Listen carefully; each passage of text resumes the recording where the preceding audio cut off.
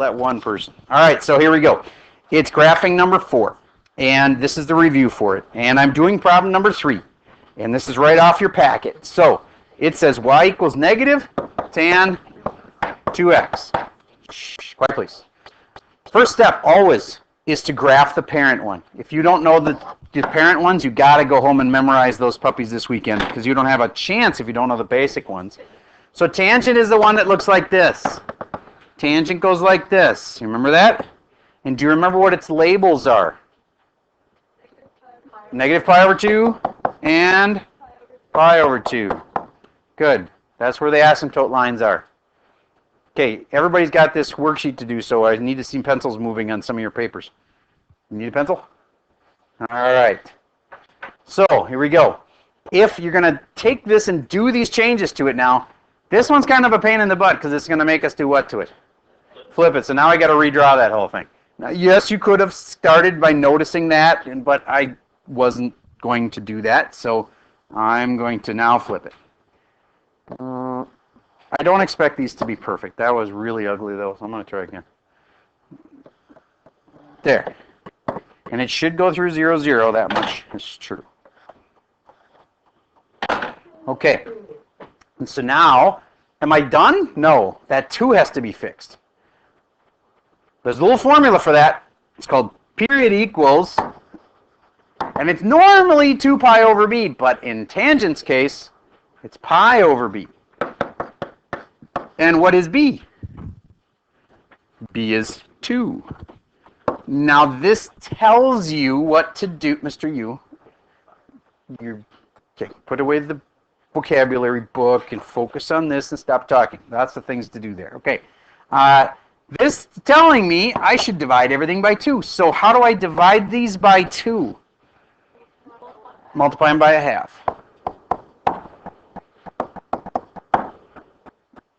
There we go. If I simplify those, I'll have it. I don't want to simplify them, though, because you won't see where they came from. But you would have to simplify them on the test. And this would come out to negative pi over 4 on the left, and on the right it would be pi over 4. Yes, I have graphed one period of it.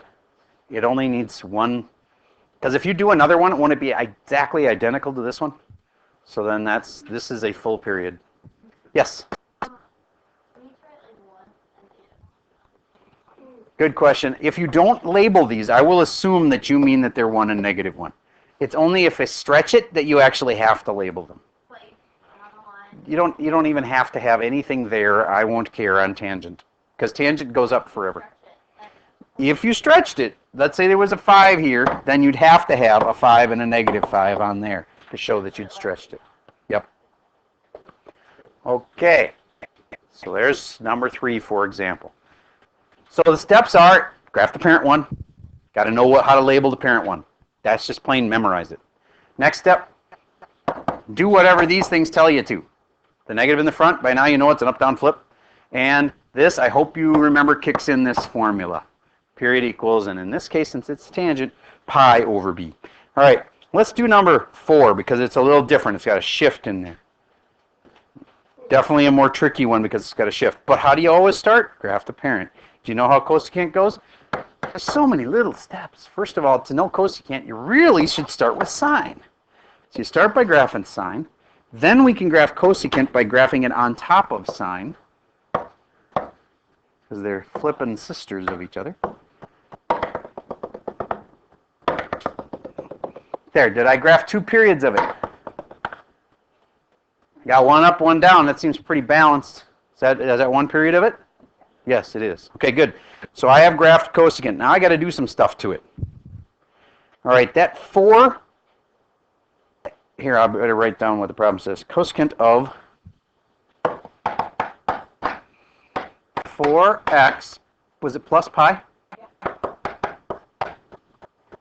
You cannot, from here, you want to be careful when you do your shift, okay?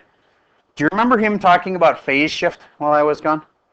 Do you remember how that worked? You're supposed to factor this 4 out and get x plus pi, and this part gets tough.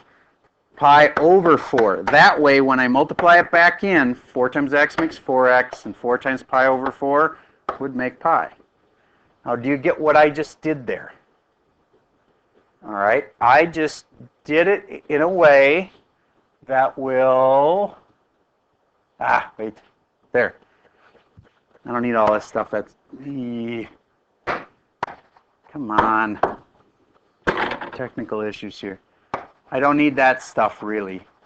Okay, so I need to do that 4, and I need to do that pi over 4. Do you know? I think you know what to do with the 4. That's the whole period equals 2 pi over b thing. Is this guy's period 1 pi or 2 pi's? This one is based on sine, so it has 2 pi as its normal period. So it's period equals 2 pi over b. I'm going to do the b part. B is 4.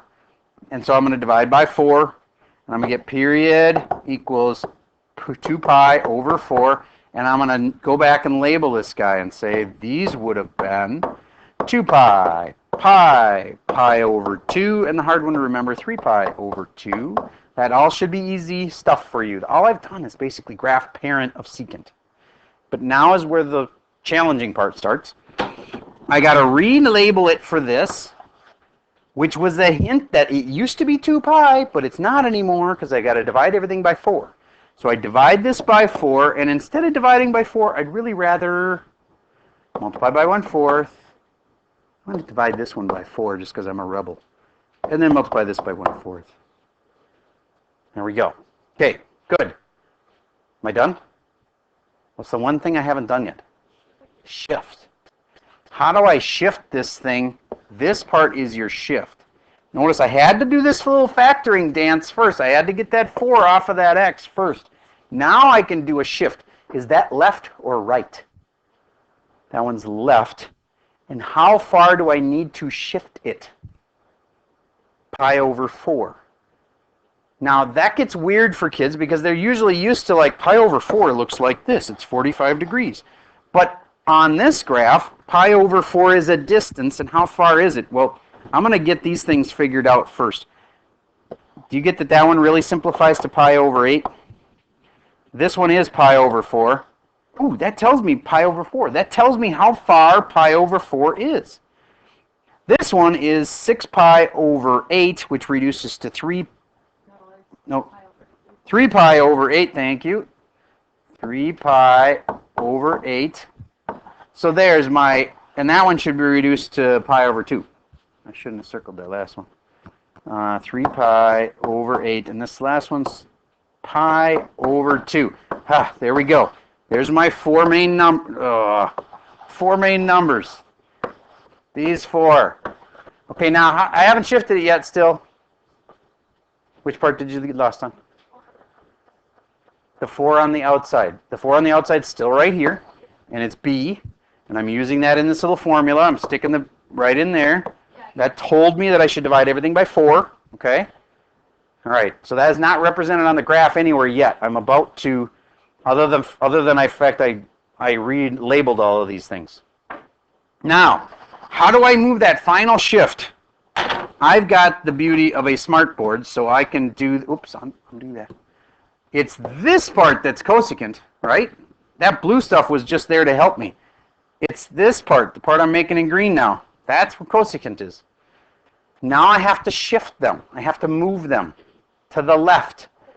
Why am I moving it to the left? Because of that. That tells me to move it to the left. How far do I have to move it? Pi over 4. How far is pi over 4? This distance right here. That is pi over 4. So if I have to move it, I have to move it that far. So I'm going to use this as a little yardstick. I need to move it that far. See what's going to happen? I'm going to move him over to the left. Oh, I don't want to move the red one. I'll move the green one. There we go. There, I moved him over pi over 4. Now I'm going to take this and move it over pi over 4 again. To the left. To the left, pi over 4. My final answer is where those green ones are. Why is it to the left? Because it says plus pi over 4. You remember when you had things on the inside, they always are counterintuitive. Normally plus seems like it should be to the right. It's actually to the left. That's why it's left, pi over 4. Nope. The asymptotes that we have are just fine. I mean, should we have another asymptote in here? Yes, that'd probably be a good idea. But what I'm trying to say is it's not like the asymptotes need to move, the cosecant needs to move.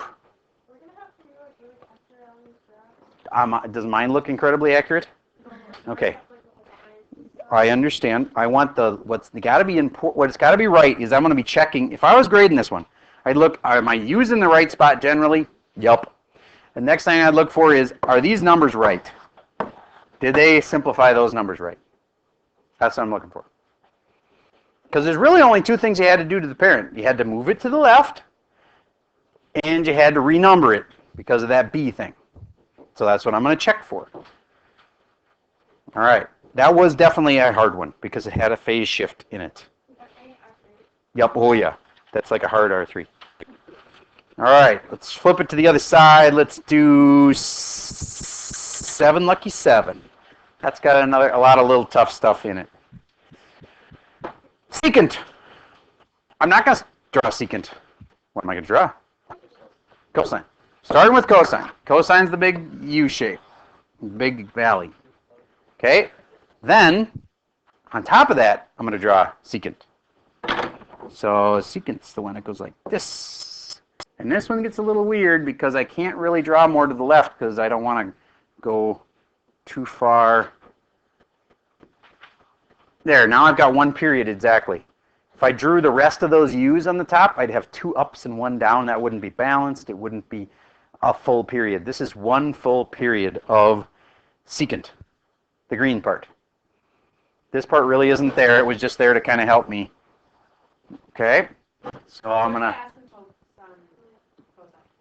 Where are the asymptotes? Okay, wherever this line touches 0, see? That's where the asymptotes are.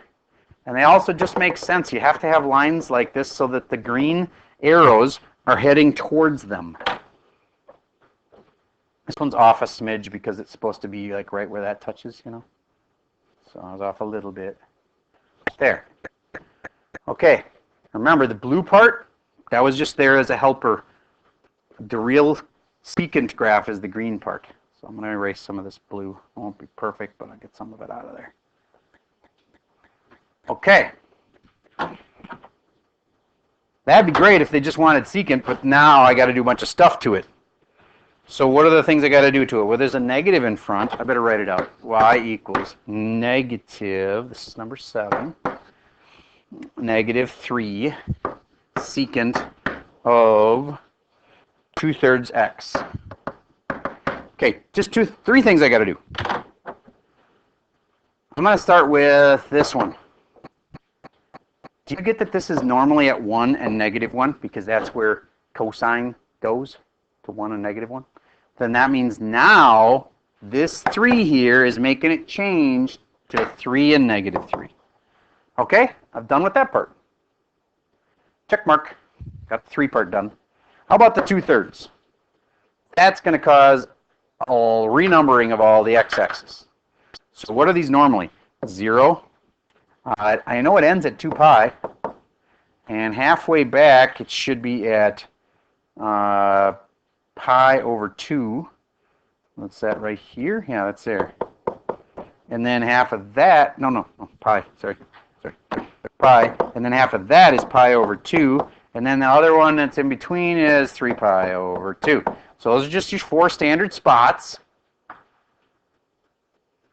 Now I got to renumber them because this 2/3 here is telling me I've got a B, which means it's going to be a stretch or a shrink. In this case, it's a stretch.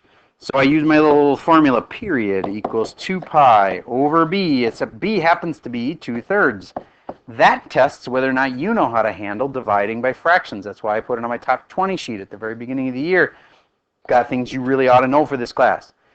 Fractions and fractions. So how do I handle the divided by 2/3? You multiply by 3 over 2. Very good. So I'm going to put multiply by 3 over 2 here, and here, and here, and here. And then if you actually multiply these out and simplify them right, you've got a big part of the grade. So that, and that simplified would be 3 pi over 4, 3 pi over 2, 9 pi over 4, and 6 pi over 2, which would reduce to 3 pi. That's a big part of the grade. That's where most of the mistakes are made, right in there. Okay, check mark, got that part done. What part haven't I done yet? The negative. Do I have to change all my numbering and everything? No. This is actually a really easy part. It's just an up-down flip. So then I take my u's wherever they were and I flip them. So this u right here, I'm going to actually kind of cheat and reverse him and then go up there. This one I got to flip, so I'm going to reverse him. Woo. What happened? Ah. Undo. Undo. Okay. Bring him down here. There's the green thing. Flip him upside down. And this has to be flipped. Goes down here, flips over.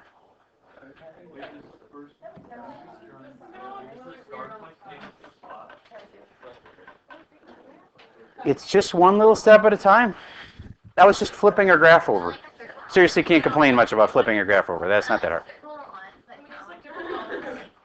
You need to use a pencil and erase the stuff that you don't want anymore. Yes, you need to use a pencil. Yes.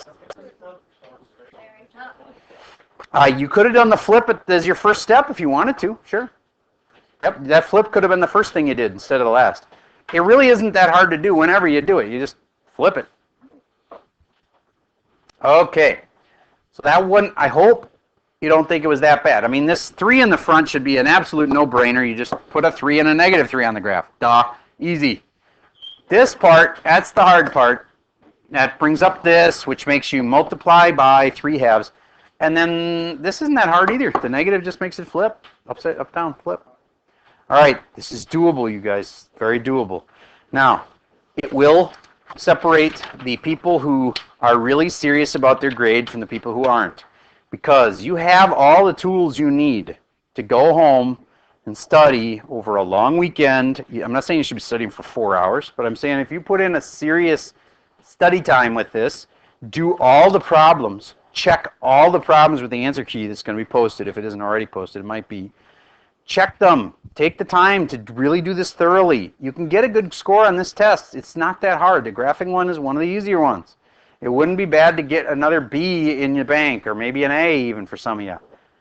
Okay? Because that nasty test is coming. All right. So, you know what to do to study. And you also know I'm available on Monday morning if you want. So, what you should not do is just say, you know, I'm not doing this weekend. I'm just going to come in the morning.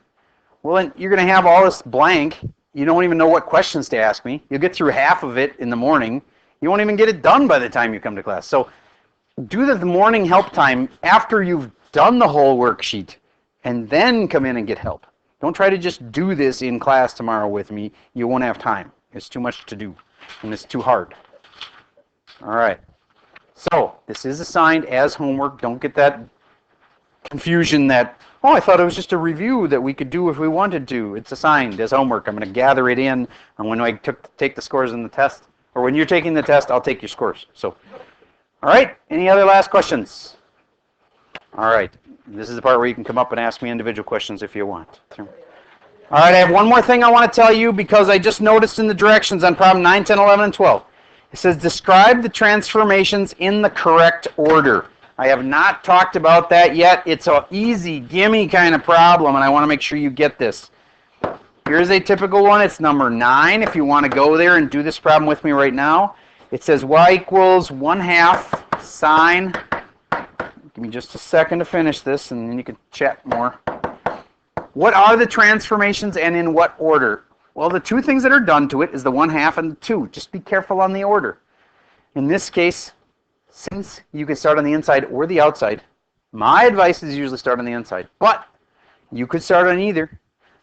But I would want you to have said, number 1, start on the inside, and therefore do a 2 with the, what the heck does that mean, do a 2? You do a, make it horizontally wider or narrower? Yes, it's going to shrink horizontally. S-H-R-I-N-K. Horizontal shrink factor. And if it's really shrinking, 2 wouldn't make any sense, would it?